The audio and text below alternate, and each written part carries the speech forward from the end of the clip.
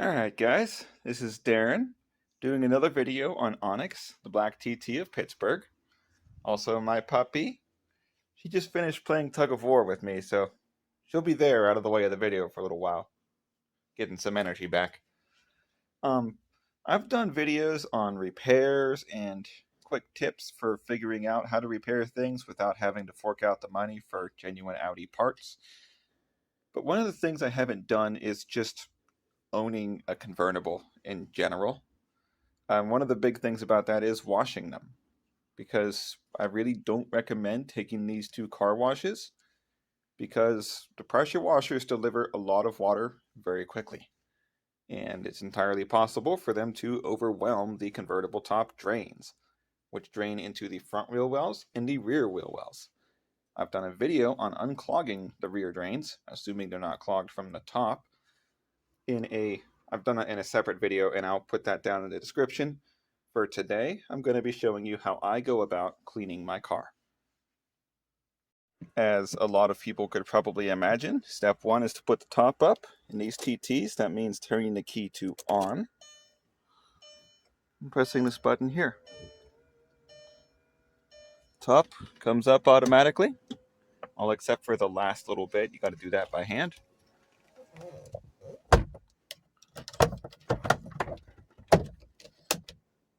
And then once it's clicked in, that's good. Windows up. These are flick switches, so just one click and it goes the whole way up. Same for the passenger side. One flick and it goes the whole way up. I always, especially before washing, I always give them one extra flick each just to make sure they're up the whole way. Keep your keys, you don't leave them in the car.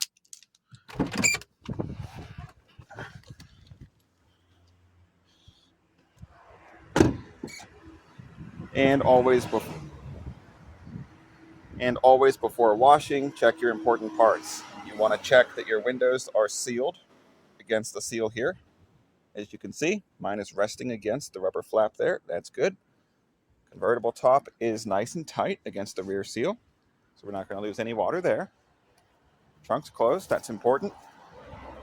Passenger side window is also closed against this, come on camera, against this rubber strip here. So, it's all good. Doors, trunk, everything's closed, and everything's right where it's supposed to be. So we're going to go get our stuff. All right, so we have made sure that our top is up and all surfaces are closed. So it's time to get to actually cleaning. But before we can do that, we need to make sure we have everything we need. Do you need this roly sponge polisher thing for the wheels? Probably not, but I love it. You put this end in a drill, hold on to this part, and then the top part spins with the drill. Just make sure that you've come back inside or to your outdoor plug, wherever it's plugged in at, and removed the plug and moved the drill away from the car before you start spraying water all over the place. So you'll want to put a couple spritzes of your wheel cleaner on the wheel and a couple spritzes on here so that this is not running dry against the wheel. I'm not 100% sure that that's necessary. It's just, to me, it seems like if this were to run dry, it could potentially leave micro scratches, which I would then have to come back and polish out. I don't want to have to do that. And I'm well aware that this is not specific for aluminum wheels. I used to use this on purpose back when I had a Chevy Cobalt. It had steel wheels with plastic hubcaps, and this worked fine for both the wheel and the hubcap. Didn't seem to care about the material difference. And it works fine for the aluminum wheels on Onyx too, so I just keep buying it. Once the wheel is clean, I go ahead and I do like a pre-soap on the tire. This claims to both clean and shine. Now, I am aware that Meguiar's cleaning products work really well, and Meguiar's shining products, with a little bit of patience, tend to work really well as well. That being said, when it's all one big soup inside one can, instead of being done one step at a time, it just doesn't work as well. So I use this as a tire cleaner, not a tire shiner. It does clean the tire very well. When I actually clean the car itself, When I actually clean the car itself, I use Meguiar's Cold Glass Car Wash. That's what I am using right now. I used to use Deep Crystal, and once I'm done with this, I'm going to go back to Deep Crystal. This is very thick and takes multiple attempts to rinse off. Otherwise, it'll leave soapy marks. It is an excellent soap as long as you take the extra time to make sure it's all off of the paint. I just don't like how finicky it is to have to wash off, to have to rinse off, and all of the water I use rinsing. So I pour that into this guy here. I got this from Amazon. It was real cheap. Just one of these things that goes on the end of a hose and sprays out of here. You get your soapy mixture. You just set how much soap you want out of 5.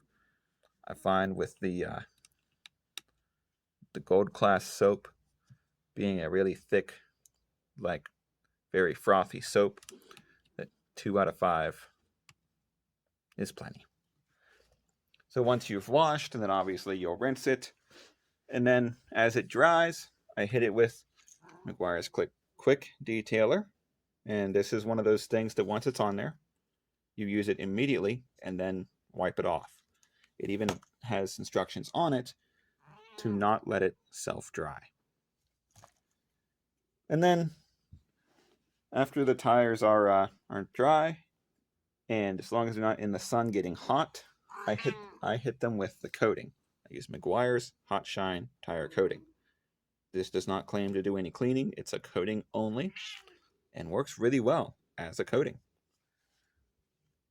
It does not, for me, it has never, done that crap where it turns like an orangish brown, nor has it flung product onto the car. It sticks to the tire and it does its job, so I recommend it. I've yet to try any Meguiar's coating products, so I use Turtle Wax Hybrid Solutions Ceramic Spray Coating. I'm aware this has synthetic wax in it and is not entirely ceramic coating, but it works very well for my purposes. My purposes are a protective layer on the car. I am well aware this does not give a fresh waxed look.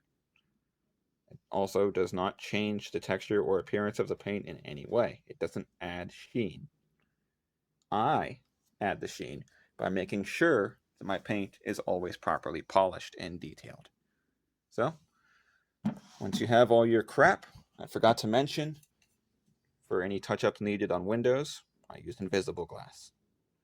The only reason for this is because I used to get this long before I discovered Meguiar's, and it's good stuff, so I just never switched. So, we'll go ahead and we'll stick all our crap in a bucket. I don't need this today. This was in there from before, so we're going to get rid of this. These two guys, I only have 2 because this one's almost out. They're going to stay out of the bucket, and I'll show you why in a moment. So we'll take our Hot Shine foam in the bucket.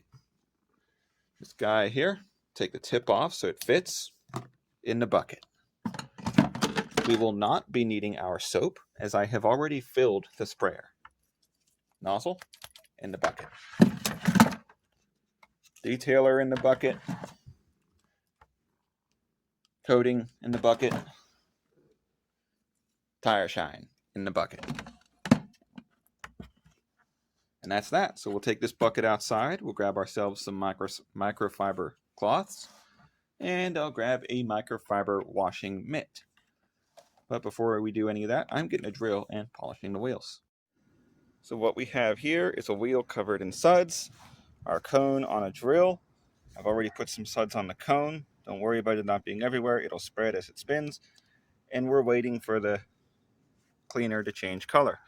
It is already beginning to turn purple. That means it's doing its job. So we'll go ahead and we'll let it keep doing its job for a moment before we polish it.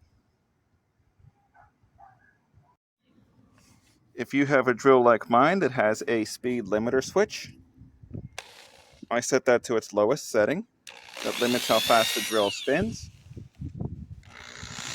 As you don't need this polisher to spin very quickly. If it spins at high speed, it's hard to hold still, and it tends to fling the product everywhere.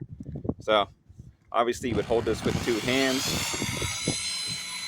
but this is all there really is to it. So I'm going to put the phone down and get a hold of the shaft with my second hand, and we'll go ahead and get this done. Okay, this is the fun part. So, just crack cold water. Let that fill our hose. We're going to make sure that as the hose pressurizes, these kinks will expand. It is a self-unkinking hose. It's just a little bit old and sometimes it needs a little help getting straightened out. Like this guy here. Give me one sec. Okay, no kinks. So as we go back up, I will show you the electrical safety, which is very simple. Bring your drill and your extension cord back inside and unplug them. This prevents the possibility of having live electronics outside where you are spraying water. As you can imagine, live electronics being sprayed with water is not good.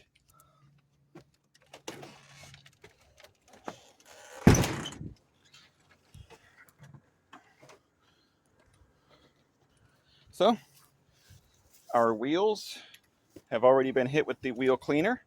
Our tires have been hit with the Meguiar's Hot Shine foam. That's loud. And we're just going to get all that off of there. And we're going to do all the wheels like that. And then only after we're done with this, excuse me, my glasses were falling off. Only after we're done with this will we actually start washing. Alrighty. All of our products have been removed from the wheels and tires before they had a chance to dry on there and make it look like crap. I've gone ahead and lifted the wipers. And a common problem with these TTs is that the rain tray pops loose. So we're going to work that down in place again, which prevents any water that we're going to be spraying from getting inside the car. This is a Audi TT specific problem and not something that you should really have to deal with in most other cars. It just likes to come loose. So we work our way along and sitting flush. All good. Spotted lanternfly dead. They are infesting Western PA, so we're kind of at war with them. I smash every single one I find, as Pittsburgh is inside the quarantine area for these things. Fun fact, a lot of businesses that do shipping and whatnot, there's another one. A lot of businesses that do shipping and whatnot have extra checks they have to do to make sure that they're not shipping with spotted lanternflies that stuck into their product. So what we're going to do now is we're just going to get everything nice and wet. First step of any car wash, whether you're using a sprayer or a soap bucket.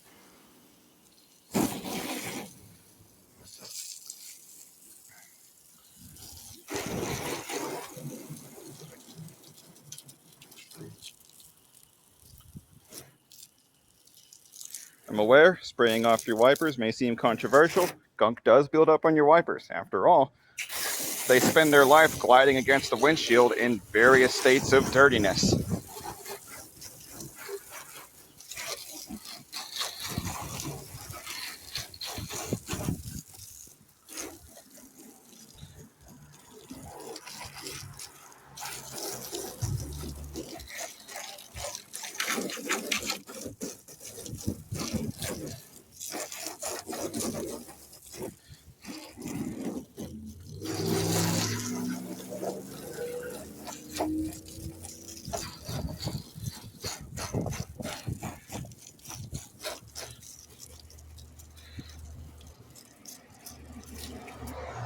All right, we're all wet.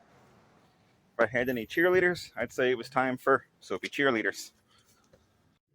This next part is incredibly simple. It's just soap gun. I always start with the soft top because the soft top will soak up a lot of suds. And it takes a fair bit of rinsing to get it back out.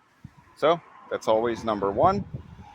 That way I have the opportunity to get the suds out of it before I do the rest of the car. And that prevents suds from running down the side of an already cleaned car. So I have my washing mitt on. It's on the wrong hand because I'm going to switch once I turn the camera off. And I'll wet this washing mitt and then go to work and just scrub. Say hi to the camera, Nala. Say hi.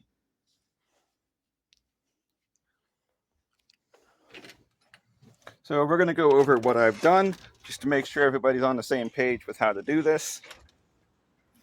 So we started with polishing the wheels and getting the foam on the tires. We then rinsed all of that off.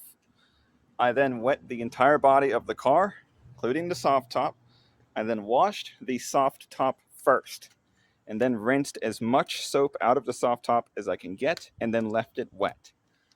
The moisture remaining on the soft top will help to keep any soap in the soft top from drying to the fabric when we come back for our more thorough rinse later. So then, after I'd wet the entire car, I started with the uphill portions of the car. That means I went ahead and sprayed soap on the back of the car, which is uphill. As you can see, we're looking downhill. And did that, did the wheel arches on both sides. And then, because the stars had aligned and we had shade for a while, I went ahead and I did the side of the car that would have been in the sun. That's this side. I know there's a damage there. We're waiting on insurance for that. And then once this side was done, I left the hood without being done in the windshield. I left both of those and rinsed all that off. I forgot to say, whenever you finish washing a panel, rinse it off immediately so the soap can't dry to it. I then came down and did this side of the car, working my way to the front again because soapy water will run downhill. Then I did the windshield and the hood, and then finally the front bumper. That headlight still needs restored. This is the restored headlight. Restoration's not in this video. I just happened to only do one of them a couple weeks back. And the grill here, I do not dry by hand because I fear I may rub off the compound I have on there that makes it look nice and dark. And then I took a microfiber towel. A squeegee would be best, but I don't have one. And I just kind of drape it over the car and pull it off of the car. And then wring it out and repeat until the entire car is dry. Do not squeegee or microfiber towel the soft top.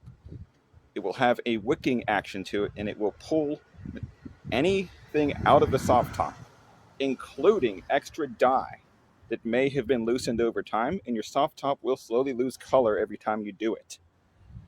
Now, I have not re-dyed my soft top. What I did is a few months back,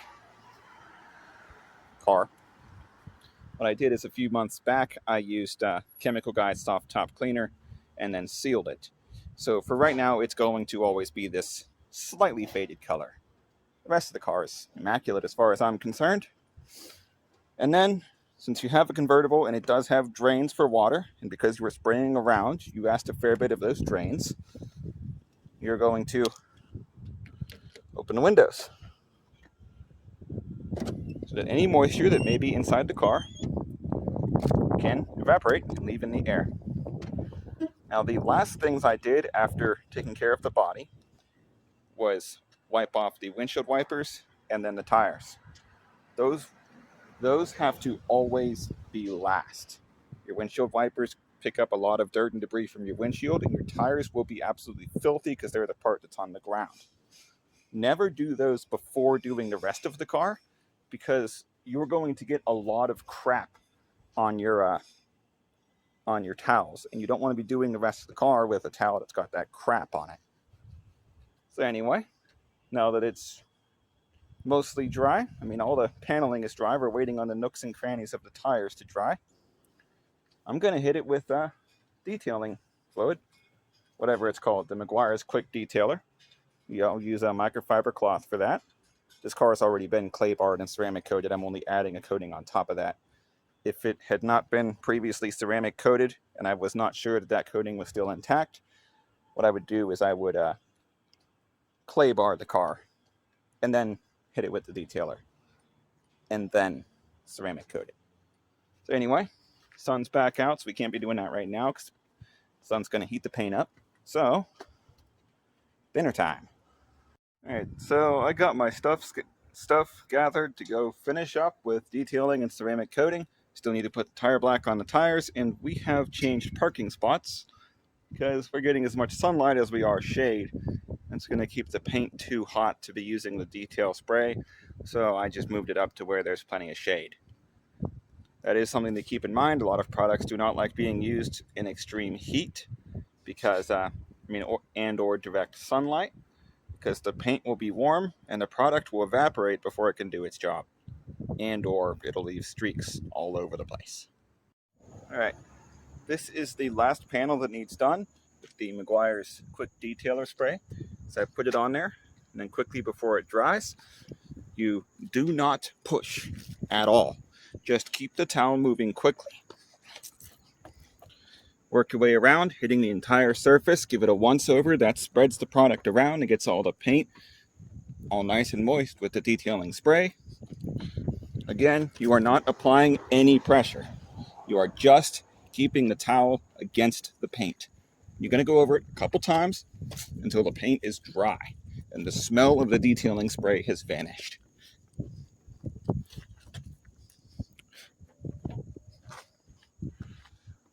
And that's it. The entire car has been hit with the detailing spray. That's all there is to this stuff. All right, so the car is now ceramic coated. Everything except for the windshield has been coated, and I obviously did not coat the soft top because ceramic coating is not flexible. You don't want it on fabric that needs to be able to fold. So what I did for the rear window was I actually put the nozzle all the way against the window and just touched the trigger as I pulled it across the window. So it just sort of left liquid on the window instead of spritzing it. That way none got on the soft top. I did not record me putting on the ceramic coating because I don't have a stand for the camera. And what was I about to say? You really cannot leave it on the paint without immediately spreading it out, because it will immediately begin to bond to the paint. Like, that's the whole thing with ceramic coatings. They don't just sit on top like wax. They actually bond to the paint. And when that process is complete, instead of a layer on top of your paint, they're basically your paint part 2. As I said, the result is if you put it on, you don't immediately spread it out, it very quickly bonds to the paint in one big heap, and then it's difficult to deal with. So I just didn't record me putting it on. But if you go back to my instructions about using the detail spray, it's basically the same thing. Spray it on there, immediately begin to spread it, moving your towel rather quickly, and use very, very light pressure. You want to make sure you're pushing hard enough that you're picking up any that may have already started to pile up on the paint surface. It only takes a couple seconds for that to happen. But you don't want to push hard enough that you're, quote, pushing it into the paint, unquote. It takes practice. I recommend starting like down here, out of the way, or somewhere like that, to figure out what speed to move the cloth and how hard to push, because you really don't have to push at all, just enough to pick up the spray and spread it out. You do not want to shove it into the paint, A, because if there's any contaminants on your cloth that might scratch the paint, they're going to scratch the paint, and B, because all that friction with the paint is going to heat up both the paint and your cloth. And remember, that product specifically said do not use on hot paint or in direct sunlight. So if you make a lot of friction and heat the paint up as well as your cloth, you've essentially not followed those directions. Not by putting it in direct sunlight, but by creating basically the same amount of heat by just using it incorrectly and creating a lot of friction with the paint. So, and this stuff says it takes 24 hours to cure. I have never seen it take that long. It maybe when it says that, what they're going off of is in the worst conditions where it's barely able to cure, it takes that long for the chemical bonding process to fully complete. But I've never seen it take that long, and it's dry to the touch within just a couple minutes, but I don't recommend messing with it, because if it's already begun to set and you create a blotch, it may not like that. Now, when I did the windows, I did spray it onto the windows. It was just the back window where I let it drip from the nozzle. That was by just touching the trigger. Go very, very light when using it on glass. There's no paint for it to bond to. You're just adding a protective layer. So a quarter of a spray for this entire window is plenty. And I didn't even spray this tiny guy. I kept the same part of my cloth under my hand that was still, had the coating on it from doing this part, and used that dampness of the cloth that had leftover product on it to do this tiny window. I did that for the other side too. And I did the drip and spread technique instead of actually spraying for this guy here, because you don't want that stuff on your windshield. You just plain don't want it there. It gets in the way of your wipers. I'm not 100% sure what it is about the coating, but once it's on your windshield, your wipers are going to streak like crazy, and sometimes they do that shit where they skip, and it doesn't matter if they're brand new wipers. And unfortunately, once that happens, it's not just on the windshield, now it's on the wipers too. You may be able to immediately clean it off with the wipers and get away with it, but I just don't recommend finding out the hard way, just in case that doesn't work. And then, as always, anytime you're spraying around crap around the wheels, like we were working with the wheel cleaner and then we were working with the tire spray, what we're going to do is we're going to come out with a can of brake clean, and we're going to put the straw on it, and we're going to stick that straw all the way in there and hit the rotors. Just because any overspray from us working with the wheels may be on the rotors. This is not a necessary step. This is something I do to prevent the brakes from squeaking. I don't know if it has any effect on the brake's performance. I do know that cleaning your brakes from time to time doesn't hurt anything. And you may be cleaning up dirt that you didn't even know was there, because there's just the tiniest bit. You're not going to notice it on one glance. Anyway, I'm going to go get the brake clean. We're going to leave the wipers up for now. I did not ceramic coat the windshield. I just always leave them up as a reminder that the car, has stuff on it that has not finished setting yet. I always recommend having some sort of reminder for yourself so you don't automatically get in and drive somewhere. Because if this is still setting and you're behind a truck that kicks up a bunch of dust, that dust is going to stick to this, and then this is going to set with that dust stuck to it. And you're just kind of going to be screwed. That's not really going to clean up. Like, it's already started to bond to the paint. So, like I said, I'm going to go get brake clean. I'm just going to hit the rotors real quick. I'm not going to drive the car to work it into the rotor or any of that crap. I'm just going to walk away. Now that we're done with the car, we're going to go ahead and throw all our microfiber stuff in the washer. Go ahead and close that up. Because it has product on it, we're going to select heavy. We're going to use as much detergent as we can without clogging the machine. So if it says, this amount is a maximum. So for example, okay, so this doesn't list amounts. But I have this cup here for the detergent. This came with the, what's it called? With the detergent, so I would use the highest level on this. And use as much water as you can. So deep water wash and hot water for the wash. Trying to break down any product that's still on there so the detergent can take care of it. Mind you, the water is doing most of the work. The detergent's just helping it out. So when working with stuff that has product on it, as much water as you can get. And this washer, that means selecting deep water wash. So we're going to go ahead and start that. When you dry it, of course, you'll want to clean out your filter. I'll get that by hand in a sec when I have both hands free, when to hold it, when to do it. And never, ever wash microfiber products with anything in the dryer that's not a microfiber product. Microfiber products are specifically designed to trap contaminants inside those porous fibers. They consider lint to be to be a contaminant. They consider the chemicals and the lint that makes these up to be a contaminant.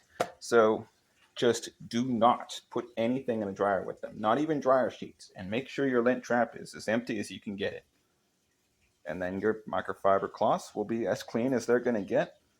Some of them will hold a stain. That's normal, as long as it feels the same under your fingers as a new cloth and there's no debris caught up in it. It's perfectly fine. I just wouldn't use it for polishing.